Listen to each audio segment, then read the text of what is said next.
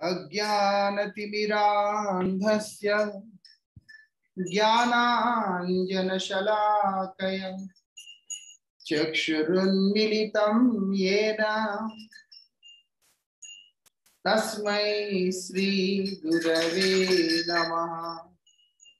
नमः ॐ विष्णुपादाय श्रीगौरप्रियमूर्तये श्रीमते भक्तिवल्लभा तीर्थगोस्वामिने नमः। यतीन्द्रियनमस्तुभ्यं गौरकृष्ण प्रियात्मने रूपानुगगति ज्ञाय गुरुदेवाय ते नमः। पति पावन परम करुणामय परमाराध्यतम श्रील गुरुदेव नित्य लीला प्रविष्टोम विष्णुपादष्टोत्तर शत श्री श्रीमत् श्रील भक्ति वल्लभ तीर्थ गोस्वामी महाराज जी के अभय चरण असंख्य कोटि साष्टांग दंडवत प्रणाम करते हुए उनकी अहेतु की कृपा प्रार्थना करता। परमाराध्य श्रील गुरुपाद पद्म की असीम कृपा से हम लोग यहाँ पर श्री मन शिक्षा के ऊपर चर्चा कर रहे हैं। उसके अंतर्गत सप्तम श्लोक में हम लोगों ने सुना कि एक साधक को अपने साधना के पथ पे अग्रसर होने के लिए क्या करना होता है? सदा के लिए भगवत भक्तों का, सत्पुरुषों का, महाजनों का सेवा में रहना पड़ता है। तभी ये परमार्थ के लिए हानिकारक कपटता एवं कुटिलता हमारे जीवन से निकल जाएंगे। तभी हमारे जीवन से प्रतिष्ठा रूपी आशा निकल जाएगा, अन्यथा ये नहीं निकल पाएगा। क्या बोल रहे हैं यहाँ पर?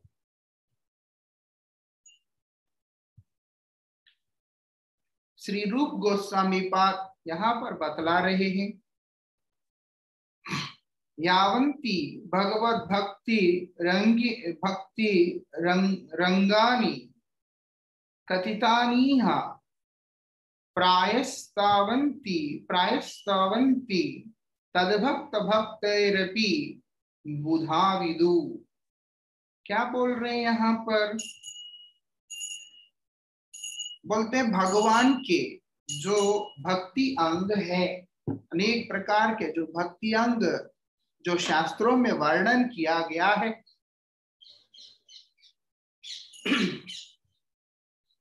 उनमें से जो भगवान के भक्ति के संबंध में ज्ञान रखने वाले जो भक्त जन हैं, जो तत्वज्ञ जन हैं, मतलब जिसको भक्ति क्या है वास्तविकता में जिसको समझ हो गया है, उसको यही बात मालूम होता है कि जितने भी भक्ति अंग है वो सब मुख्य रूप से वो बोलते हैं भक्तों के संबंध में भी पालनीय होते हैं।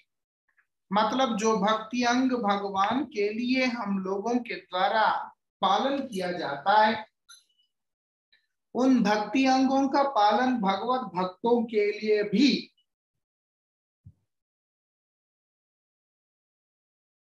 पालन करना पड़ता है। ऐसा नहीं कि केवल भगवान के लिए ही लागू होता है।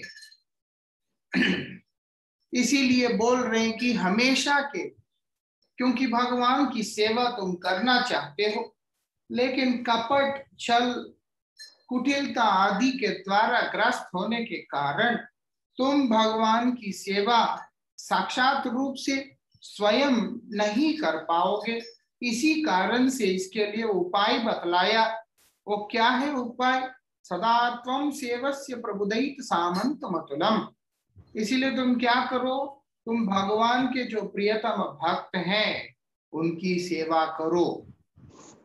इसीलिए शास्त्र में बताया, भगवान स्वयं भी बोल रहे हैं इस बात को, प्रथमं तो गुरुं पूज्यम ततश्चैव ममर्चनम।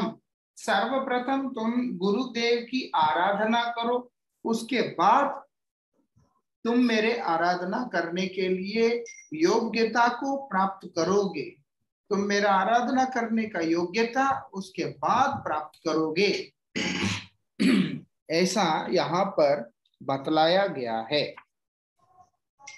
इसलिए यहाँ पर बता दिया, जो भक्ति अंगों का पालन तुम भगवान के साथ में करते हो, उन्हीं भक्ति अंगों का पालन तुमको किसके साथ करना होगा?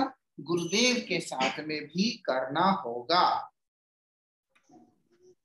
तब जाकर के हमारा हृदय के अंदर वो शुद्ध प्रेम विराजमान होगा।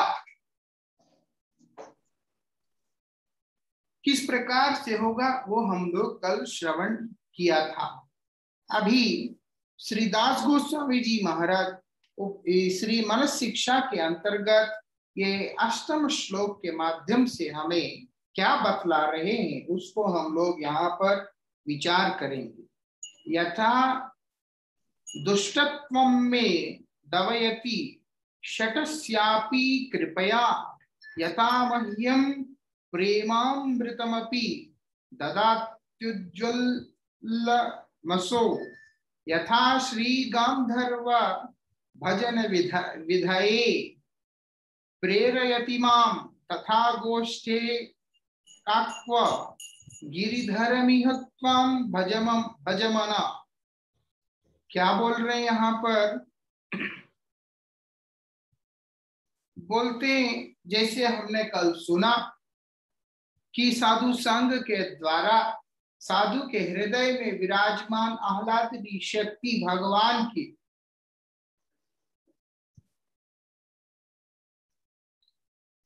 वो जिस प्रकार से शरणागत साधक के ऊपर कृपा करती है, मतलब साधक के हृदय से वो शक्ति का संचार जिसके हृदय में हो जाता है, वो व्यक्ति के जीवन से वो दुष्टता वो दूर हो जाती है। वो फिर उसके जीवन में किसी भी प्रकार का दुष्टता नहीं रहती। इतना ही नहीं, यहाँ पर क्या बोलते हैं? वो बोलते हैं वो व्यक्ति का जीवन में जो सबसे अधिक प्रयोजनीय वस्तु है, तत्व जो सर्वश्रेष्ठ वस्तु है, वो बोलते उसका सिद्धि भी हो जाती है। इसलिए बोलते यहाँ पर सर्वार्थ सिद्धि। बोलते अर्थ मतलब प्रयोजन, और सर्वार्थ मतलब क्या है? कृष्ण ही जिसका एकमात्र प्रयोजन है, उसका सिद्धि। मतलब जिस साधक के हृदय में कृष्ण सिद्धि की तीव्र आकांक्षा रहता है, उसके जीवन के अंदर क्या होता है? कृष्ण सिद्धि भी लाभ हो जाता है। सर्व शब्द का अर्थ होता है कृष्ण। इसीलिए मतलब विष्णु, विष्णु तत्व के लिए संबोधित हुआ है। इसीलिए आप विष्णु सहस्त्र नाम को पढ़ेंगे, उसके अंदर भगवान का एक नाम सर्व बोल करके भी आता है। तो इसलिए यहाँ पर बताया कि भगवान का सिद्धि, सर्व सिद्धि मतलब है कि भगवत सिद्धि, भगवान से भगवत प्राप्ति वो व्यक्ति को हो जाता है। कब? साधक के हृदय से अंदर से वो दुष्टता जब गायब हो जाता है। वो दुष्टता क्या है? एक कपटता, एक गंदगी जो हम लेकर के घूम रहे होते हैं, उसी को यहाँ पर दुष्टता बोल करके संबोधन किया जा रहा है। वो दुष्टता जब चला गया तब भगवान आकर के वहां पर बैठ जाते हैं। नाति दीर्घे न काले न भगवान विशते हृदय। भगवान ज्यादा समय लेंगे नहीं और सीधा जाके उस साधक के हृदय में विराजमान हो जाएंगे, जाके बैठ जाएंगे। ये विशेषता है। इसलिए यहाँ पर बता दिया। लेकिन वो कब संभव है? साधु संघ के द्वारा ही संभव है। किसी माता ने कुछ दिन पूर्व मुझसे प्रश्न किया कि मेरा पहले आसक्ति था भगवान के प्रति, अब जो आसक्ति है गुरुदेव के प्रति हुआ है, क्या मैं भगवान से दूर तो नहीं हो रही। वास्तविकता में उस दिन मैं उनसे कहा था, जिसका आसक्ति का केंद्र गुरुदेव होते हैं वही भगवान के नजदीक होता है, वही केवल भगवान के करीब होता है। यहाँ पर श्री दास गोस्वामी जी इस बात को स्पष्ट कर रहे हैं, जिसका आसक्ति का केंद्र गुरुदेव होता है वो हमेशा गुरुदेव के सम्मुख में, गुरुदेव के संग में ही रहने के लिए इच्छुक होता है। जो गुरुदेव के संगति में रहता है, क्योंकि ये स्वार्थ जनित आसक्ति नहीं है, ये भक्ति जनित आसक्ति है। मतलब अपना कोई मतलब से उत्पन्न हुआ आसक्ति नहीं है, ये आसक्ति हुआ भक्ति से, शरणागति से, शरणागति एवं भक्ति से उत्पन्न हुई आसक्ति, वो भी गुरुदेव के प्रति वो व्यक्ति को विरक्ति का मार्ग में ले जाता है, वो व्यक्ति को भगवान के साथ में आसक्ति का मार्ग में लेकर के जाता है। क्योंकि ऐसी जो संगति है वो हमारे हृदय को, हमारे दूषित अंतरंग को शुद्ध कर देता है। इसलिए क्योंकि ये जितने भी अनर्थ हैं, स्थूल रूप से ना होने पे भी सूक्ष्म रूप से जीव के अंदर में भरे रहते हैं, तो उनको निकालना पड़ता है। वो निकालेंगे कैसे? निकालने के लिए हमारी अपनी सामर्थ्य पर्याप्त नहीं है, उसी के लिए यहाँ पर बता दिया साधु संग, उसी के लिए यहाँ पर बता दिया गुरुदेव का संग सेवा जब व्यक्ति करेगा तो ही वो गुरु कृपा से, जो गुरुदेव का हृदय का जो धन है जो कि उन्हें कृष्ण से प्राप्त हुआ, मतलब है कि परंपरा से प्राप्त हुआ है, वही कृपा करके उसी का संचार जब हमारे हृदय में कर देते हैं तो हमारा सर्वसिद्धि सुनिश्चित है। नहीं, भजन करते हुए भी मुझे कुछ अनुभव नहीं हो रहा है, इसका मतलब है कि वो तुम्हारी व्यक्तिगत समस्या है कि तुम्हारे अंदर शरणागति का अभाव है, शरणागति का अभाव है। लेकिन भगवान इतने कृपालु हैं, गुरुदेव इतने कृपालु हैं कि तब भी एक साधक को चिंता करने की आवश्यकता नहीं है। जैसे कि हमने सुना पहले, श्री रूप गोस्वामी पाद बोलते हैं, उत्साहात निश्चयात धैर्यात तत्त कर्म प्रवर्तनात् संग त्यागात शतो वृते षडवीर भक्ति प्रसिद्ध। बोलते हैं चिंता मत करो, उत्साह बना करके रखो, निश्चय तुम्हारे अंदर होना चाहिए, धैर्य होना चाहिए, आगे का काम अपने आप बनने लगते हैं। इस बात को हमें समझना होगा। और तो और बहुत बड़ी बात यह है कि ऐसे जो साधु संग है वो सहजता से प्राप्त नहीं होता।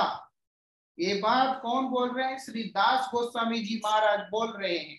इसीलिए दास गोस्वामी ने जिस समय पुरुषोत्तम धाम के अंदर 16 साल वास किया था, उसके बाद जब देखा उनके जो परमाराध्य गुरुदेव श्री स्वरूप दामोदर गोस्वामी इस जगत को छोड़कर अपने नित्य धाम में, अपनी लीला में प्रविष्ट हो गए, साथ साथ श्री चैतन्य देव भी इस संसार से, अपनी भौम लीला से विश्राम देकर अपनी नित्य धाम के अंदर जब प्रविष्ट हो चुके हैं, ये देखने के बाद, प्रविष्ट करना मतलब उधर चले जाना, जाने के बाद क्या होता है कि सब कुछ होने के बाद, जगन्नाथ देव के रहने के बाद भी पुरी हम लोग किस लिए जाते हैं? जगन्नाथ जी के लिए जाते हैं। लेकिन श्री दास गोस्वामी जी महाराज पुरी को श्मशान देखने लगे, उनके नजरों में पुरी खाली हो चुका था पूरी तरह से। वो पुरी को, पूरी धाम को ऐसा देख रहे हैं कि पुरी तो खाली है, यहाँ तो कुछ भी नहीं है। इसीलिए वो पूरी रहना नहीं चाहते थे, वो अपने जीवन को समाप्त करना चाहते थे गोवर्धन पर्वत से कूदकर। इसीलिए उन्होंने क्या किया? गिरिराज की ओर यात्रा करना शुरू कर दिया। कहने का तात्पर्य है जिसको वो साधु संघ की दुर्लभता मालूम पड़ता है, अनुभव होता है, उसी को यह बात पता चलता है कि वास्तविकता में साधु संघ कितना दुर्लभ है। हम अगर दास गोस्वामी तक भी नहीं जाते हैं, ये दुनिया के अंदर असंख्य सत्पुरुष विराजमान हैं, आज भी महानुभाव विराजमान है, फिर भी अगर हम गंभीरता से विचार करते हैं, जिन लोगों ने परमाराध्य श्री गुरुपाद पद्मलिप्त लीला प्रविष्टोम विष्णुपाद श्री श्रीमद भक्तिवल्लभ तीर्थ गोस्वामी महाराज जी का दर्शन और उनका उपदेश और उनके पावन सांगत्य को प्राप्त किया, वो लोग अपने संपूर्ण जीवन में इस बात को खुले दिल से स्वीकार करने का सामर्थ्य ही नहीं रख पाएंगे कि सत्संग जो है और सुलभ है। उसका कारण क्या है? उसका कारण ये नहीं है कि उनको कोई साधु दिखता नहीं, उसका कारण ये है कि वास्तविकता में जिस श्रेणी के साधु का, जिस श्रेणी का गुरुदेव का दर्शन कर लिया गया है, वो उस प्रकार का फिर और अनुभव में भी आना वो साधारण बात नहीं हो सकता। इसीलिए बोल दिया सत्संग सहजता से प्राप्त नहीं होता। लोग सुन करके बोल सकते हैं, लेकिन सुन करके बोलना, अनुभव करके बोलना, संग प्राप्त करके बोलना, इन सब चीजों में बहुत अंतर होता है। गुरुदेव का संग का ऐसा प्रभाव है कि आज के दिन जीवन में कुछ हो या ना हो, हर कोई भी जो कोई भी परिस्थिति है जीवन में, लेकिन कभी भी भजन से विमुख होने के बारे में कल्पना भी नहीं हो सकता। जीवन में कुछ हो या ना हो, लेकिन भजन से विमुख होने की कल्पना भी नहीं आ सकता। ये विशेषता है गुरुदेव का, संघ का ये विशेषता है। ये तो केवल भाग्यशाली शिष्यों के भाग्य का हिस्सा होता है, अन्यथा साधारण व्यक्ति के लिए गुरुपद आश्रय केवल एक फॉर्मेलिटी होता है। ऐसे जो लोग होते हैं जिनका गुरुदेव से संबंध नहीं होता, जिन लोगों का गुरुदेव से प्रेम नहीं होता, वो लोग वास्तविकता में परमार्थ में आगे नहीं जा सकते। जब सामने सामने रहते हैं वो लोग फिर हाँ गुरुजी करके घूम रहे होते हैं, और जब गुरुजी पीछे जाएंगे उसके बाद माला भी कहीं पे रख के अपनी रोते हुए अपने दिन को काट रहे होते हैं। इसलिए यहाँ पर संघ का महत्व बहुत ज्यादा बतलाया गया है। संघ का इतना ज्यादा महत्व इसीलिए बतलाया, अगर संघ रहेगा तो ही साधना बचेगा। अगर संघ नहीं रहेगा, कोई होता है चलो हरिनाम ही तो लेना है, कैसे ले लेते हैं, कैसे भी ले लेते हैं, लाभ क्या है उसके बाद? तुम हरिनाम लिया मतलब है कि तुम्हें गुरुदेव से अपने आप का संबंध को मजबूत करना है, तब जाकर के भगवान क्या होता है, भगवान का कृपा क्या होता है, गुरु कृपा क्या होता है, सब अनुभव में आता है। ये यहाँ पर हमें समझने वाली बात है। बोलते हैं दुर्लभम मानुषम जन्मम देहिनाम क्षणभंगुरम तत्रापि दुर्लभम मन्ये वैकुंठ प्रिय दर्शनम। पहली बात तो ये मानव जन्म ही इतना सुलभ नहीं है। परमाराध्य श्री गुरु महाराज जी अक्सर इस बात के ऊपर जोर दे के बोलते थे कि 84 लाख प्रकार की योनियां है। जलजा नवलक्षाणी स्थावरा लक्षविंशति कृमयो रुद्र संखिका पक्षिनाम 10 लक्षाणी 63 लक्षाणी पशु चतुर्लक्षाणी मानव। बोलते हैं कीड़े मकोड़े 11 लाख प्रकार के, 10 लाख प्रकार के पक्षी हैं, 30 लाख प्रकार के पशु हैं, 9 लाख प्रकार के जलचर जीव हैं, और जो जमीन में रहने वाले हैं वो 20 लाख प्रकार के हैं, और उसके बाद 4 लाख प्रकार के मनुष्य माना गया है। और उसके सबसे कम केवल मनुष्य योनि है, और उसके अंदर भी व्यक्ति के चेतना के विकास के आधार पे उसको पूर्ण विकसित चेतन को ही मनुष्य का संज्ञा दिया गया है, जिसका बुद्धि सारा कुछ एकदम बिल्कुल बराबर चलता होता है, वही लोगों को वास्तविकता में मनुष्य श्रेणी में गिना गया। इसलिए बोलते हैं दुर्लभम मानुषम जन्मम, ये मानव जन्म अत्यंत दुर्लभ है। और ऊपर से देहिनाम क्षण भंगुरम, कितना देर रहेगा कोई भी भरोसा नहीं है। उससे दुर्लभ क्या है? अगर कोई पूछे इस मानव जन्म से भी दुर्लभ क्या है, बोलते पहली बात तो 84 लाख योनियों में भटकने के बाद जाके भगवान जब जीव पे अनुग्रहित करते हैं तब उसको ये मनुष्य जन्म प्राप्त होता है। और उससे भी दुर्लभ क्या है भैया? जब ये बात आता है तो वहां पर बता दिया वैकुंठ प्रिय दर्शनम। वैकुंठ मतलब भगवान, वैकुंठ प्रिय दर्शनम मतलब है कि भगवान के जो अतिशय प्रिय, जो हम लोगों ने पिछले श्लोक में चर्चा किया, प्रभुदैत सामंत, जो प्रभु के जो दैत हैं, जो अतिशय प्रिय भक्त हैं, वो बोलते हैं वैकुंठ प्रिय, उनको ही वैकुंठ प्रिय कहा गया है। तत्रापि दुर्लभम मन्ये, बोलते उससे भी दुर्लभ है, इतना सहज नहीं है। मानव जन्म फिर मिल जाए लेकिन भक्त दर्शन नहीं होता है, वैकुंठ प्रिय दर्शनम। इसलिए बोलते हैं इतने दुर्लभता से प्राप्त होने वाला भगवत भक्तों का संग, गुरुदेव का संग को जो साधक अपना धन बना करके चलता है, वही भगवान का प्रिय हो सकता है, वही भगवान का प्रिय हो सकता है।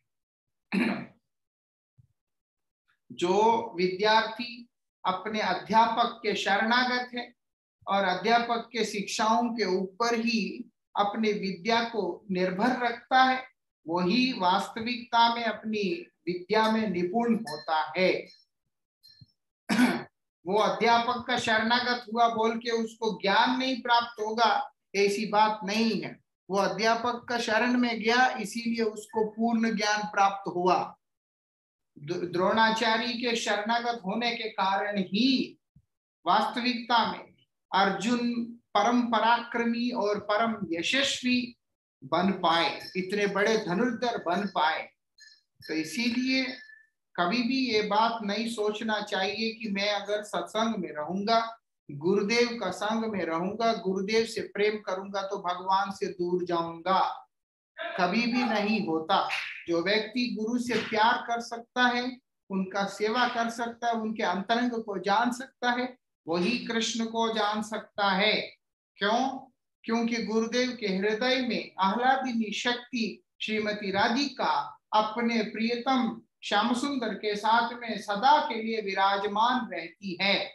इसीलिए जो साधक ऐसे गुरुदेव के चरणों में आश्रय लेता है, उनके साथ में जुड़ा रहता है, उसके साथ क्या होता है?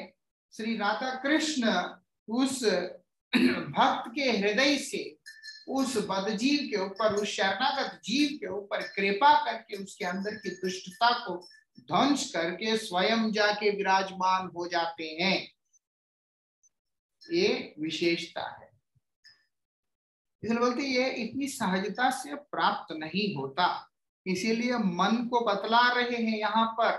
क्या बोल रहे हैं मन को? हे मन, तुम क्या करो अभी? मन का काम है।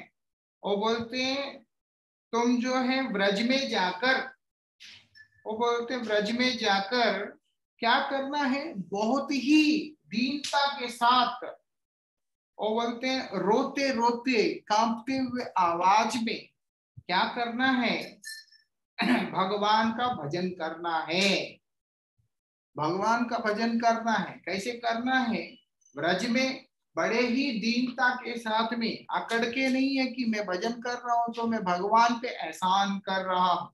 कई लोग बोलते हैं हम तो इतना भजन करते हैं, जिसके अंदर ये शब्द आ गया कि इतना भजन करते हैं या मैं तो सब समय भगवान का चिंतन में ही रहता हूँ, वो वास्तविकता में मूर्ख है कि वो व्यक्ति भजन किया ही नहीं है, या यहाँ तक कहे तो भजन की परिभाषा क्या है वो भी नहीं समझ पाया। जिसने सोच समझ लिया कि मैंने भगवान को समझ लिया, वो व्यक्ति वास्तविकता में भगवान को समझा ही नहीं है। जिसने समझा कि मैंने भगवान को समझ लिया है, मुझे पता चल गया भगवान क्या तत्व है, मतलब वो तो भगवान को कभी समझा ही नहीं है। ऐसा ही जिसको लगता है कि मैंने भजन कर लिया है, मेरा भजन हो गया, मैं अच्छा भजन करता हूं, मतलब ये है कि उसका भजन शुरू हुआ ही नहीं है। कई लोग बोलते हैं हम तो अब तो हम सुधर गए हैं, अब तो हम अच्छा भजन करते हैं। कितने माला करते हो? रो पीट के 16 कोई कोई करता है, नहीं तो अधिकांश 4 5 या कोई 10 ऐसे ऐसे माला करते हैं। 16 माला भी रो रो के करते हैं, और उसको भी भगवान के ऊपर एहसान की तरह जो लोग दिखलाते हैं। ऐसे जो मूर्ख लोग होते हैं, वो लोग वास्तविकता में अपने जीवन में कुछ भी प्राप्त करने के लिए लायक नहीं होते हैं। यहाँ पर बताया, रो रो के दीनता के साथ में भगवान को पुकारना पड़ता है।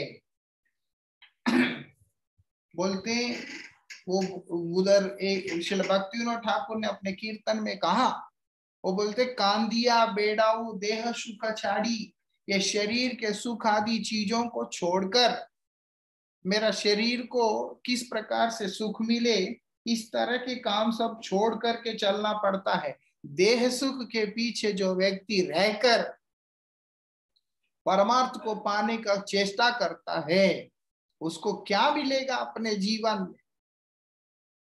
इसलिए यहां पर बताया, इस चीज को समझते हुए कि साधु कृपा के बिना मेरा अपना कोई उपाय नहीं है, मेरा बचाव नहीं हो सकता, गुरु कृपा ही सहारा है। शास्त्र कहते गुरु कृपा ही केवलम, केवल मात्र गुरुदेव का ही कृपा एकमात्र सहारा है। हमारे पूर्व आचार्य नित्य लीला प्रविष्टोम विष्णुपाद श्रील भक्ति कुमुद संत गोस्वामी महाराज जी अपने कीर्तन के माध्यम से हम लोगों को बतला रहे हैं, तब कृपा कौन अमार संबल, तब कृपा बिना नहीं अन्य बल। बोलते हैं आपका जो कृपा कर्ण जो है वही मेरा सहारा है, आपके कृपा के बिना मेरा कोई और सहारा ही नहीं है। क्योंकि शास्त्र भी इस बात को बोलते हैं, आचार्यवान पुरुषो वेद, मतलब है कि भगवान उसी को बोधगम्य होते हैं, समझ में आते हैं या प्राप्त होते हैं, जो वास्तविकता में या भगवान के संबंध जो ज्ञान है, कृष्ण संबंध विज्ञान, उसी को समझ में आता है जो आचार्यवान होता है। इसीलिए यहाँ पर ब्रज में बैठकर क्रंदन करना होता है, रोना होता है। कैसे रोना होता है? बोलते बड़े दीनता के साथ। बड़े एक एक वैष्णव ने अपने कुछ अनुयायियों को कहा कि आप लोगों को भगवान का नाम रो रो के पुकारना होगा। वो लोग इस बात को लेकर रोज सुबह उठकर इकट्ठे होते हैं, और उसके बाद सब एक साथ बैठ के हरिनाम करते हैं, जोर जोर से रोते हुए जोर जोर से रोते हुए हरिनाम कर रहे होते हैं। बात यह है कि एक समय अलग अलग भक्तों के घर में इस प्रकार से हरिनाम करते हैं। सुबह का समय है, सत्संग है, इसीलिए सफेद कपड़े पहन के आके बैठते थे, सफेद कुर्ता पैजामा। अब सुबह सुबह उठकर एक के घर में जाके जब बैठ के रोते रोते हरिनाम कर रहे हैं, तो उनके पड़ोसी को लगा कि इनके घर में कुछ तो दुर्घटना घट गया, इसलिए वो भी सुबह सुबह आके उन लोगों के बीच में बैठ गया। थोड़ी देर के बाद जब सबको समझ में आया कि वो किस लिए आया, वो लोग सब क्या करे समझ नहीं आया उन लोगों को। तो बोलते रो के करना मतलब इस तरीका से नहीं कि आंखों में आंसू भरकर जोर से चिल्ला चिल्ला के रोते हुए करना है। रोते करना मतलब है कि आंतरिक रूप से रोना है, हृदय से क्रंदन करना है, व्याकुल भाव से। वहां पर बता दिया, व्याकुल हृदय सदा करिय क्रंदने। वो हृदय जो है, व्याकुल हृदय जो है, वो क्रंदन कर रहा है, वो रो रहा है। बोलते हैं इसीलिए प्रार्थना क्या कर रहे हैं उनसे, कृपा करी सवे मिली करह करुणा। आप सब कृपा करके, किसको बोल रहे हैं? गौर सुंदर को बोल रहे हैं, श्रीमद नित्यानंद प्रभु को बोल रहे हैं, अद्वैताचार्य को बोल रहे हैं, सबको बोल रहे हैं कि आप कृपा करके सब मिलकर मेरे ऊपर करुणा की वर्षा कीजिए। ये प्रार्थना करना पड़ता है रो रो के। क्यों? अधम पतित जने ना करी है घृणा, कि मैं एक अधम व्यक्ति हूँ, पतित व्यक्ति हूँ बोलकर आप कृपा करके मेरा ऊपर कभी भी घृणा मत लाइएगा, मुझे कभी भी तिरस्कृत मत कीजिएगा, आप मुझे नकारिएगा नहीं, क्योंकि मेरा और कोई गति नहीं है। मेरा अगर कोई गति है वो केवल आप ही है। इसीलिए हम लोग साधु संघ के लिए भी प्रार्थना भगवान से करेंगे कि भगवान आप कृपा करके आपको देने वाले जो भक्त होते हैं वो आप मेरे जीवन में मुझे अनुग्रहित करें। आप अनुग्रहित करें, आप मेरे पास अपने भक्तों को भेजें जिससे मैं आपको प्राप्त कर सकूं। आगे क्या बोल रहे हैं यहाँ पर? बोलते ऐसे कैसे? दैन्यता पूर्वक, बड़े दीनता के साथ में हम लोग जब प्रार्थना करेंगे, भगवान श्री कृष्ण चंद्र का भजन करेंगे। बोलते हैं तब क्या करेंगे? वो मेरे ऊपर कृपा करते हुए, वो मुझ पर प्रसन्न होकर वो कृपा करते मेरे अंदर की इस मलिनता को दूर करके मेरे ऊपर आहे की कृपा करेंगे। गुरुदेव वो क्या करेंगे? मेरे ऊपर कृपा करके मेरे ऊपर अहेतु की कृपा करेंगे। आ मतलब है विष्णु सूचक, मतलब आ मतलब क्या है? विष्णु तत्व के लिए संबोधन किया गया। आ मतलब है कृष्ण, आ हेतु की मतलब है कृष्ण हेतु की, केवल मात्र कृष्ण ही एकमात्र उद्देश्य, कृष्ण ही एकमात्र प्रयोजन जिसके जीवन के लिए हो, उस प्रकार की उस स्तर का कृपा कौन करेगा? वो बोलते हैं वो हमारे ऊपर करेंगे भगवान। वो बोलते हैं इसीलिए हेतु की कृपा कर मेरे अंदर की गंदगी को साफ कर देंगे। और क्या बोल रहे हैं? प्रार्थना कर रहे हैं आप कृपा करें हे नाथ। कृपा करके क्या करना है? वो बोलते हैं यहाँ पर कि आप कृपा करके अपना परमोज्वल जो प्रेमामृत है वो आप मुझे प्रदान करें। वो बोलते हैं और साथ ही श्रीमती राधिका के भजन की प्रेरणा भी प्रदान करें। आप कृपा करें कि मैं श्री राधिका का भजन कर सकूं, श्रीमती राधिका का भजन मैं कर सकूं। राधिका का भजन मतलब क्या है? कि राधिका का भजन मतलब ये है कि राधिका और उनके जो अनगत जितने भी सखी गण हैं, मंजरी गण हैं, उन सब का भजन मैं कर सकूं, ऐसी प्रार्थना यहाँ पर कर रहे हैं। हमें एक चीज समझना होगा अच्छे से, वो ये कि यहाँ पर बोल दिया तुम व्रज में जाकर अतिशय दैन्यता के साथ में तुम जाकर के क्रंदन करो। अब व्रज में जाओ मतलब है कि हम जिस जगह पर हैं वहां रह के करने से नहीं होगा। वो बोलते हैं अवश्य ही होगा। क्या व्रज में जाना मतलब क्या है? व्रज में जाना मतलब है कि शुद्ध भक्त के पाद पद्म में जाना। व्रज व्रज मतलब है कि चलते रहना, जहां पर नंद यशोदा आदि रहते हैं, जहां पर व्रजगोप रहते हैं, गोमाता रहती है, और जहां पर निरंतर प्रवाहित हो रहा है, इन सब चीजों को व्रज बोल के संबोधन करते हैं। इसीलिए हमें कहाँ जाना होगा? बोलते जहां पर उस प्रेम का प्रवाह वर्तमान है, उस स्थान पर जाकर क्रंदन करने के लिए बोल रहे हैं। ये प्रेम प्रवाह कहाँ पर वर्तमान है?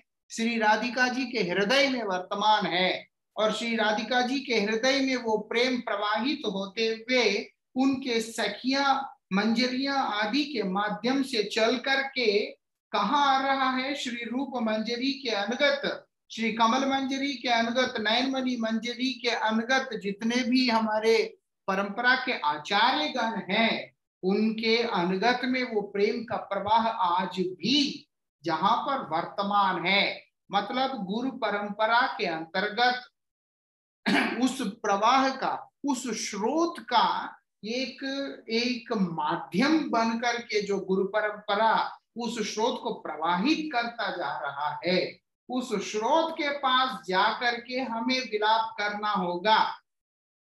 ब्रज में आके विलाप करेंगे मतलब कहीं आके इधर बैठ जाएंगे और उसके बाद क्या करना है क्या बोलना है वो हमें नहीं समझाएगा। बोलते ऐसा नहीं, विलाप कहाँ करना है, गुरुदेव के पास जाके करना है।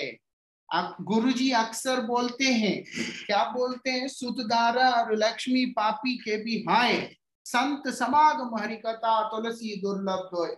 बोलते हैं स्त्री पुत्र धन संपत्ति आदि बोलते पापियों के पास भी होता है, जो कुकर्म करते हैं दुष्कर्म करते हैं उनके पास भी होता है।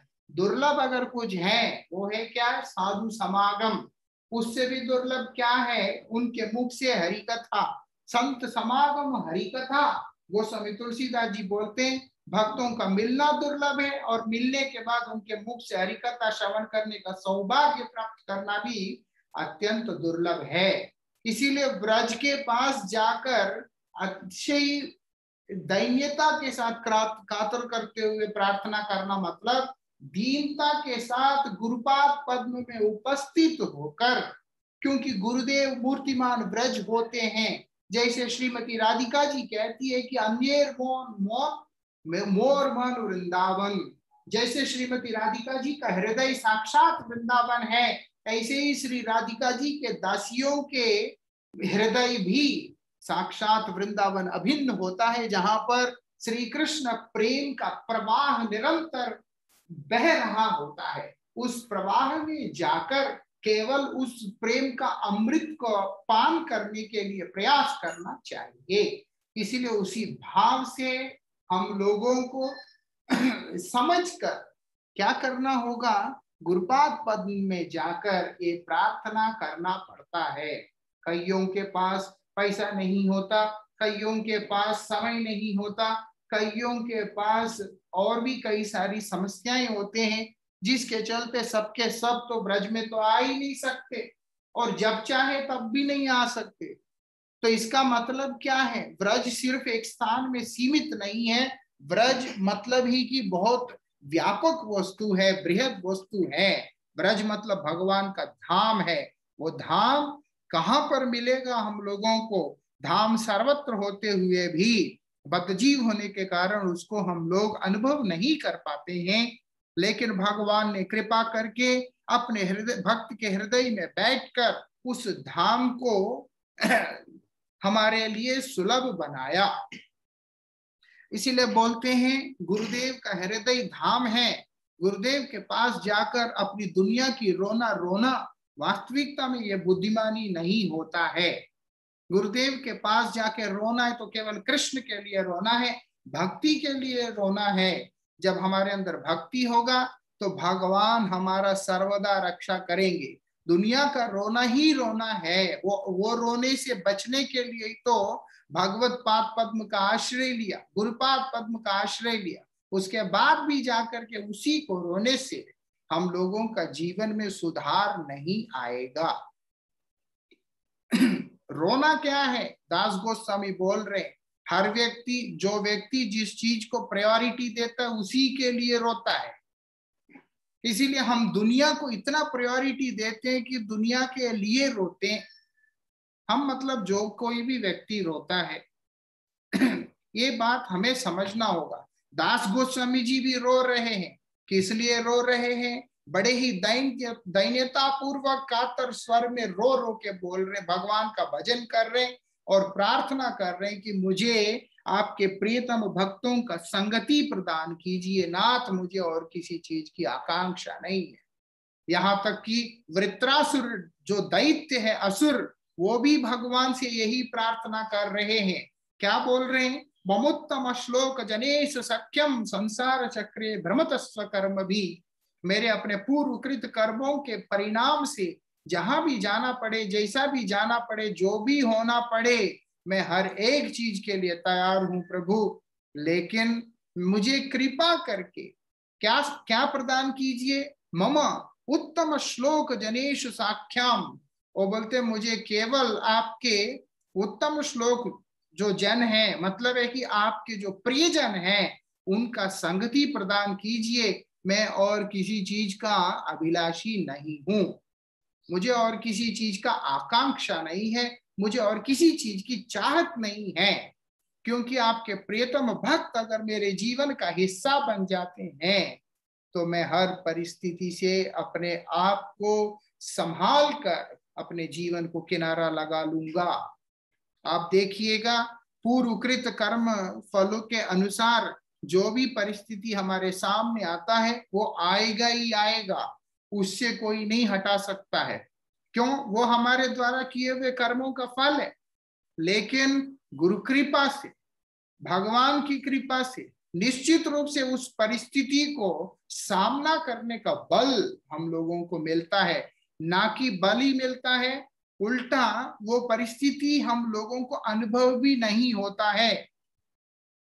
आप देखेंगे महाभारत का उस भयंकर युद्ध, उसमें पांडवों को युद्ध करना पड़ा, बहुत सारी चीजों को देखना पड़ा, लेकिन शास्त्र बतलाते हैं, महापुरुष बतलाते हैं, इतना भयंकर परिस्थिति होने के बाद भी भगवान श्री कृष्ण चंद्र के चरणों में आश्रय लेने के कारण पांडव उस भयंकर युद्ध रूपी नदी को बड़े ही सुगमता से पार कर गए, जैसे कि एक बछिया गाय का छोटे से नाले को पार करके चली जाती है।